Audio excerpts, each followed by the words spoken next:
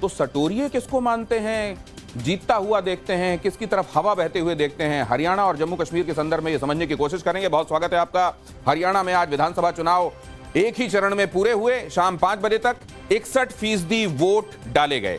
5 बजे तक का जो रिकॉर्ड कह रहा है वो 61% का है। 6 बजे तक मतदान होना था। कौन कौन से कितने लोग कहां, कितनी कतारें लगी हुई थी और रिकॉर्ड कितना हुआ ये आपको बताएंगे। अब सभी 8 अक्टूबर की तरफ निगाहें लगाए हुए हैं, लेकिन उससे पहले यह भी समझना चाहते हैं कि इशारे क्या मिल रहे हैं।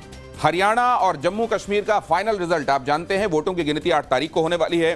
सभी आज से ही ये अंदाजा लगाने में जुट गए हैं कि क्या होने वाला है 370 और 35A के हटने के बाद जम्मू कश्मीर में, और क्या होने वाला है यहां हरियाणा में। क्या हैट्रिक लगाने वाली है भारतीय जनता पार्टी, या अब विजय रथ उसका रुकेगा और कांग्रेस आगे बढ़ती हुई नजर आने वाली है।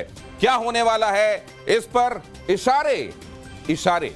हालांकि उसके बारे में यह कहा जाता है कि ये जो सर्वे होते हैं वो साइंटिफिक तरीके से किए जाते हैं। यह भी कहा जाता है कि सर्वे अगर सभी आप सर्वेज को जोड़ दें और उसका एवरेज आप निकालने की कोशिश करें तो वो बहुत सारे जो एरर होते हैं उसको एक तरीके से हटा देता है और आपको असल स्थिति दिखाता है।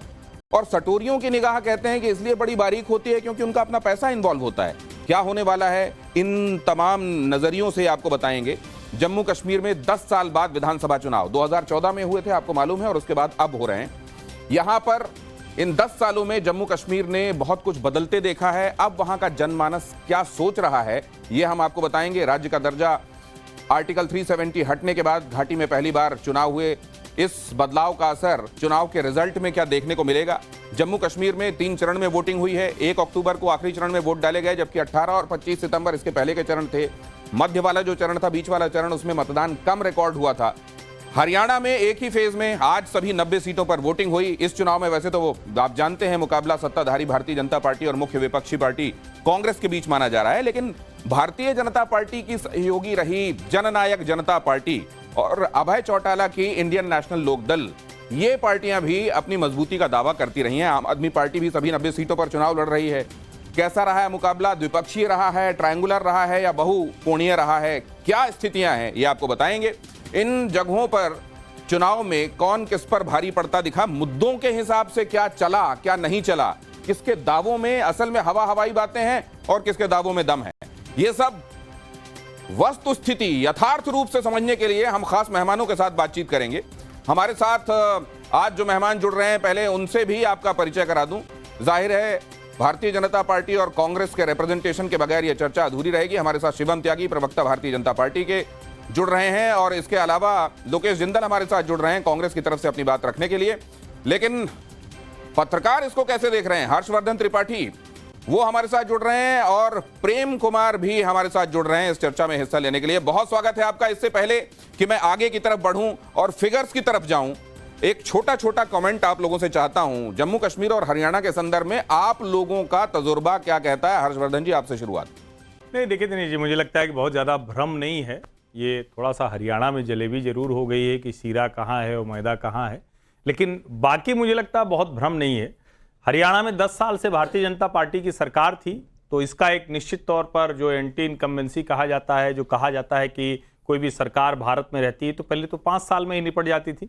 अब थोड़ा माहौल बदला है, लोगों का मानस बदला है, और यही वजह रही कि तीसरी बार भी नरेंद्र मोदी की सरकार आ गई, लाख कहने के बावजूद कि सब माहौल बदल गया है। तो हरियाणा में कांग्रेस को एज है, लेकिन जिस तरह से कुमारी शैलजा अंतिम दिन तक बताती रही कि दलितों को बड़ा परेशान किया गया, दलितों को सुना नहीं, और जो सबसे पीड़ा देने वाली तस्वीर रही, शैलजा जी नेता हैं, उनकी पार्टी है, वो उनको समझे। लेकिन जो सोनिया दुहन के साथ जो बात आई कि एक महिला पहलवान के साथ दीपेंद्र हुड्डा के मंच पर जो बदसलूकी हुई, वो चिंता की बात है। हरियाणा में कांग्रेस को एज है, लेकिन बीजेपी ने बहुत कवर किया है। जम्मू कश्मीर की बात करें तो कश्मीर में भारतीय जनता पार्टी सिफर ही रहेगी, इसमें कोई भ्रम किसी को नहीं होना चाहिए। लेकिन जम्मू में भारतीय जनता पार्टी बहुत अच्छा करेगी। 37 से 43 सीटें वहां हो गई हैं, यह भी ध्यान में रखना चाहिए। 43 सीटें वहां, घाटी में 47। घाटी में बहुत ज्यादा उम्मीद ना करे भारतीय जनता पार्टी, लेकिन यहां जम्मू से उसके लिए खुशखबरियां रहेंगी। और उधर यह कहा जा रहा है कि बहुत ज्यादा स्थितियां जो लग रही थी कि फेवर करेंगी इस बार एंटी इनकम्बेंसी खासतौर से होने की वजह से भारतीय जनता पार्टी के खिलाफ कांग्रेस के लिए, वो जैसे जैसे चुनाव आगे बढ़ा है भारतीय जनता पार्टी की तरफ चीजें झुकती चली गई हैं। क्या ऐसा वाकई हुआ है प्रेम कुमार जी? देखिए गौतम जी, अभी जो एग्जिट पोल में सामने आ रहा है, आमतौर पर एग्जिट पोल से इतर नतीजे ही आते हैं और कई बार तो दिशा भी पलट जाती है।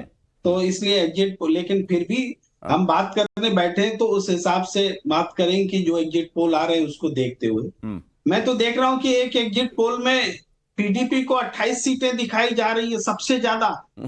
बाकी कोई एग्जिट पोल ऐसा नहीं दिखा रहा। तो वो आखिर कौन सा साइंटिफिक मेथड है जो जिसमें पीडीपी एक एग्जिट पोल में 28 सीट ले मैं लेती है इसीलिए उस पर और अभी नहीं किसी जा में रहा हूं। उस पर जाने से पहले आपका तजुर्बा समझ लेना चाहता हूं, क्या कहता है। आप इतने सालों से पत्रकारिता कर रहे हैं, चीजों को देख रहे हैं, क्या देखते हैं आप हरियाणा और जम्मू कश्मीर में? देखिए, दोनों जगह सरकार जो है कांग्रेस समर्थन वाली बन रही है, कांग्रेस प्लस वाली बन रही है, चाहे ठीक जम्मू कश्मीर हो ठीक है। चाहे हरियाणा। बस ये जो आपने और बात कही है इसी को आगे बढ़ाता हूं, ये इसी को आगे एक्सटेंड करूंगा। हर्षवर्धन जी और प्रेम कुमार जी, उन्होंने अपना मैंडेट दे दिया। देखिए, अब शिवम आपके पास आ रहा हूं। बहुत सरप्राइजिंग कुछ होने वाला है या जो बातें कही जा रही हैं उसके इर्द गिर्द चीजें देखने को मिलेंगी? हाँ, मुझे लगता है कि जो हमारी कई मैंने देखा एग्जिट पोल्स में जो है कहीं पर 35 है, कहीं पर 36 है, कहीं पर 40 के करीब है। बहुत ज्यादा कुछ बदलेगा नहीं, वहां पर 10 सीटें हमारी और बढ़ जाएंगी कम से कम। और जम्मू कश्मीर में जो थोड़ी बहुत कमी है वो पूरी हो जाएगी, बस उतना ही है। भारतीय जनता पार्टी एनडीए के साथ मिलकर पूर्ण बहुमत की सरकार बनाएगी और हम वहां पर अच्छा प्रदर्शन करने वाले हैं। और मेरे लिए उससे भी बड़ी तस्वीर ये है कि घाटी में जहां एक जमाने में इस बात की चर्चा हुआ करती थी चुनाव के दौरान के बम बंदूक गोले बारूद कितने चले, वोट परसेंटेज 7% हुआ, 8% हुआ, 9% हुआ, उस पर चुनावी हार जीत हो जाती थी। फिर उसके बाद स्थितियां ऐसी देखी जाती थी कि कैंडिडेट्स घर घर वोट मांगने नहीं जा पाते थे। जम्मू कश्मीर का युवा आमतौर पर अगर वोट करके भी आता था तो उंगली छुपाता था और सोचता था कि कोई देख ना ले मैंने वोट कर दिया।